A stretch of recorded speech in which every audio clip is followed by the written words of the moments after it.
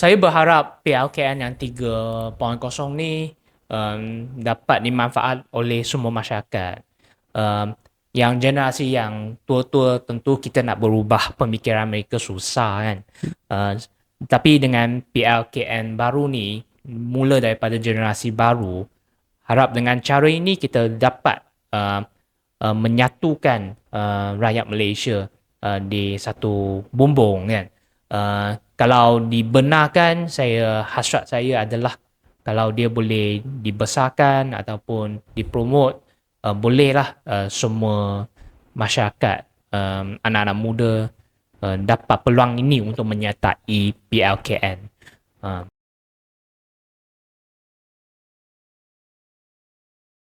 Okey, Assalamualaikum dan salam sejahtera. Hari ini saya sangat bertuah untuk episod kedua kita hari ini. Dan hari ini kita special. Sangat special disebabkan YB cuma sangat busy. YB sihat YB? Sihat. Susah saya nak dapat YB ni. Susah sangat. Busy. YB agak pack. Banyak urusan luar negara. Banyak urusan dalam negara. Banyak urusan. Tapi kita ringkas untuk channel kita kali ni. Ringkas saja. Topik kita pasal PLKN. Ringkas. PLKN 3.0. Dan kita ada yang special kali ni sebab YB Chua atau orang pernah join PLKN. Apa saya tahulah. Dan YB, boleh saya tahu kenapa YB join PLKN? Kenapa YB pilih tak nak join? Pilih join daripada tak nak join. Waktu ketika tu semua dipaksa kot. Dia random pick. Oh, batch YB paksa. Yeah. So ada yang dipilih dan ada yang tak dipilih. Oh, okay, faham. Tapi ketika belajar kan form 5, orang akan rasa yang tak dipilih kira bertuah. Oh. Orang reluctant untuk nak pergi kan, sebab nak jauh daripada keluarga, nak tinggal di satu keadaan yang kita rasa apa tu, kurang tahu dan mungkin kurang selesa banding dengan rumah dan tak ada di bawah jagaan ibu bapa. Tu sebab ketika orang nak pergi kan, orang akan rasa amat mencabar kan kehidupan dia. Faham. YB, saya nak tanya simple. Okay, generasi sekarang tak pernah rasa PLKN. Ya. So, dia tak pernah. Saya tak rasa. Jujur, saya muda lagi lah. Saya baru 24. Generasi saya 2 tahun. Lepas itu, masa tu saya tak kata 4, baru dimasukkan, tak salah saya. Oh, so masa you dah tak ada pilihan? Tak ada. Masa tak ada pilihan masa saya. So, saya tak pernah rasa. Saya memang tak pernah rasa langsung. Nak pergi ke? Rasa macam nak pergi dulu. Rasa macam tertarik lah kan. I see. Tapi tak dapat. So, boleh Baby cerita sikit pengalaman Baby dalam tempoh 3 bulan kat sana? Mungkin saya bagi background saya. Okay. Saya nak mula background saya disebabkan saya rasa PLKN berubah bagaimana saya memandang negara ini, Malaysia dan juga berbilang kaum kan. Sebab saya primary school, Chinese school, SJKC, sampai sekolah menengah pun dikeliling oleh kawan-kawan pun Chinese. SMJK kan. Lepas tu ketika masuk PLKN, baru di keadaan tu baru saya ada kawan-kawan daripada kalangan Melayu, Indian dan lain-lain. So ketika PLKN adalah saya rasa titik perubahan saya, bagaimana saya memandang berbilang kaum dan keunikan ini. Disebabkan dalam PLKN dalam 3 bulan tu you have to mix up with semua kan. Ya, betul. Dan kita hidup bersama, tidur bersama juga dalam satu dorm yang sama kan. Dalam keadaan tu kita berkomunikasi dengan baik dan dengan keadaan tu saya tak rasa kita dipaksa tapi dalam keadaan tu ada berpeluang untuk memahami antara perbezaan antara Melayu, Chinese dan juga Indian. Saya rasa itu amat membantu dalam segi perpaduan. Dan saya antaranya daripada seorang yang BM pun kurang baik kan. So kawan-kawan dalam kalangan multiracial pun kurang. Tapi daripada PLKN itu perubahan saya. Dari situ saya mix up with semua dan dia bukan apa yang sentiasa yang ahli-ahli politik yang tak bertanggungjawab bercerita berkupas isu perkauman ni. Ya, perkauman So saya rasa itulah tempat yang semua kaum boleh duduk sekali dan experience apa yang perbezaan dengan orang luar, dekat luar di situ kan. So rasanya pengalaman tu amat menarik. Kalau dipilih, kalau sekarang kita reverse balik kepada masa tu kan, saya akan pergi juga. Ush, okay. Ya, sebab amat menarik. Dalam 3 bulan tu saya menangis 2 kali.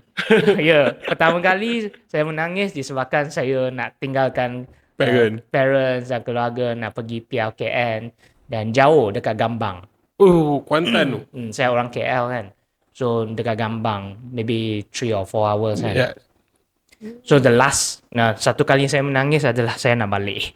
Sebab kawan-kawan kan, kawan-kawan dan kita dah selesa dengan keadaan tu dalam 3 bulan tu bersama dengan kawan-kawan Chinese, Malay, Indian di dalam satu bumbung. Itu semangat tu. Semangat kita kekitaan. Yes, betul Wabi. Okay Wabi, banyak cerita, banyak kebaikan kan. Tapi PLKN terkenal dengan side negatif dia, kurang baik dia. Baik dia tak menyelah sangat dulu. Saya kenal PLKN dengan side negatif dia, iaitu dibuli. Warden sana cuba untuk buat something terhadap pelatih perempuan. Wabi rasa benda tu berlaku tak waktu zaman Wabi? Kalau kata tak ada, you percaya ke? dia di dalam mana-mana pun, even dalam sosial pun, dalam politik pun, dalam office pun, dia ada politik diri sendiri. Dan saya percaya di dalam PLKN dengan beratus anak-anak muda dan kita duduk sekali, tentulah dia ada konfliknya, keperbezaannya, dan cabaran dia adalah bagaimana kita nak menangangi masalah tersebut. Di setiap tempat tentu ada isu-isu seperti ini. Cuma how we going to solve it, kan? Tapi biasa media suka pick up yang negatif. Yes, tapi yang positif orang tak bercerita. Ya, betul. So rasanya kita kena fikir lebih dalam, lebih matang terhadap program ini, kan? Yes, Wabi. So sekarang ni kita tahu PLKN akan diwujudkan 3.0 kan. 90% modul dia tentera dan 10% lagi kepada perpaduan lah, belia semua. So Wabi rasa that modul tu sesuai tak? Wabi dulu punya modul lain, diuruskan oleh KBS. 90% tentera, 10% belia saya. Belia. Macam kemajuan negara. Sikit, kemajuan perpaduan. Yes. Wabi rasa okey tak? Saya rasa okey. Sebenarnya yang menarik adalah dalam fizikal, dalam tentera, dan dalam segi dalam kelas, lebih akademi, duduk dengar taklimat tu, ketika tu I rasa boring.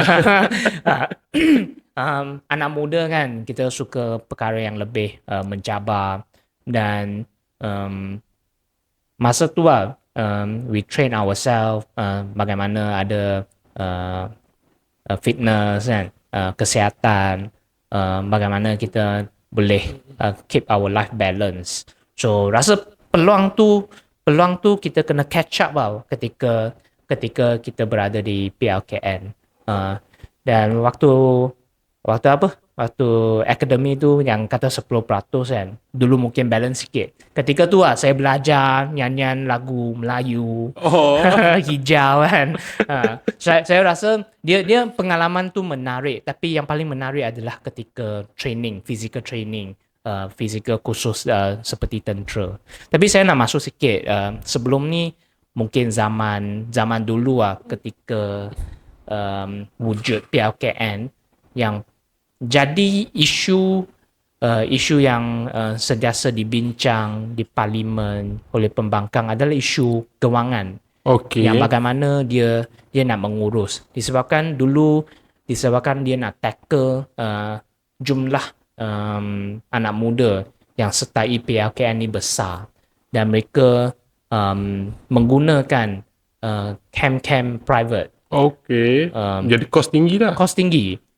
Semalam timbalan pula Menteri Pertahanan dia ada sebut averagely dulu kos sangat tinggi. Dalam 3 bulan tu untuk menanggung satu anak muda di PLKN, kos dia hampir 10,000. Tak sampai, tapi hampir 10,000. So kali ni kerajaan dia bermula PLKN 3.0 ni dengan cara ramah. Dia pakai pelapor, training center polis dan juga askar sebagai tapaknya. Saya rasa dia akan membantu untuk mengurang kos. Kalau dengar semalam apa yang mereka present, kos dia amat berbeza. Dah 75% berkurang banding dengan dulu. Masa pentadbiran ni bermula, saya pun terfikir juga PLKN patut dimula balik disebabkan dia sangat membantu atas perpaduan dan kita patut bermula di generasi yang muda. Dengan cara ni adalah antara aspek dan inisiatif untuk mendidik dalam segi pendidikan untuk supaya mereka ada pengalaman bagaimana kita boleh hidup bersama sebagai rakyat Malaysia. Okay, baby, clear. Tapi baby, saya nak pick sikit dekat social media. Ada menyatakan bahawa kita faham lah golongan YB dah 30 ke atas. Ada golongan anak muda yang muda, panggil beza generation. YB mungkin Y, dia Z, generation Z. So mereka berbahas ni, generasi yang tua, batch YB nampakkan anak muda sekarang semakin manja. Dan dia nampak anak muda sekarang lemah, macam terlalu lemah. Dan dekat social media, batch YB menyatakan bahawa anak muda perlu pergi PLKN. Tapi untuk anak muda, mereka rasa bahawa PLKN ni macam tak patut pun, patutnya tak perlu ada pun.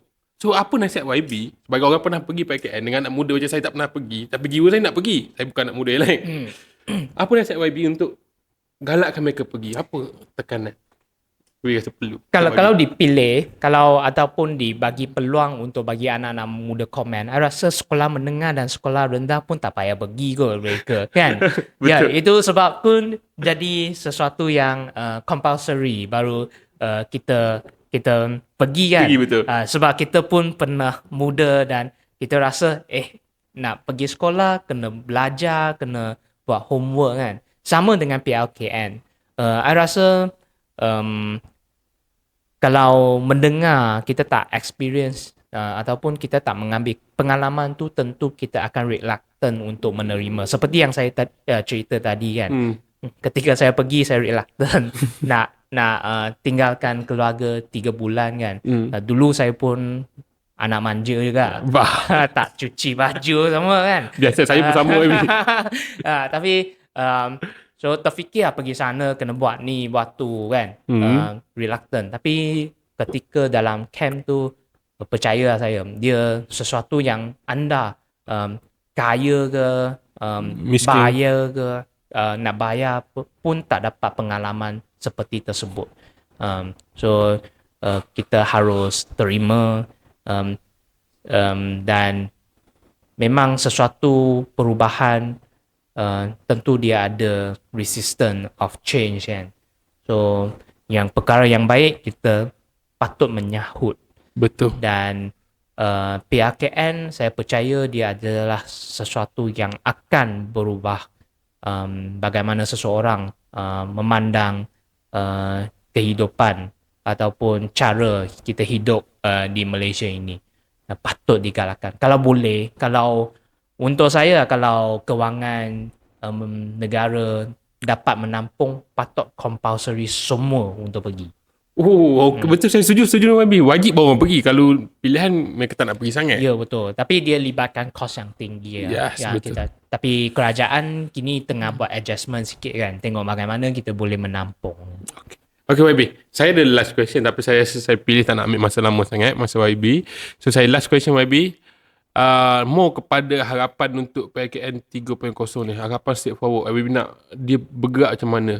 Adakah dia one touch and go saja, atau dia setiap tahun ada, atau dia bergantung 2 tahun sekali? Sebab dia banyak. Apa YB nak dengan PLKN ni? Saya berharap PLKN yang 3.0 ni dapat dimanfaat oleh semua masyarakat.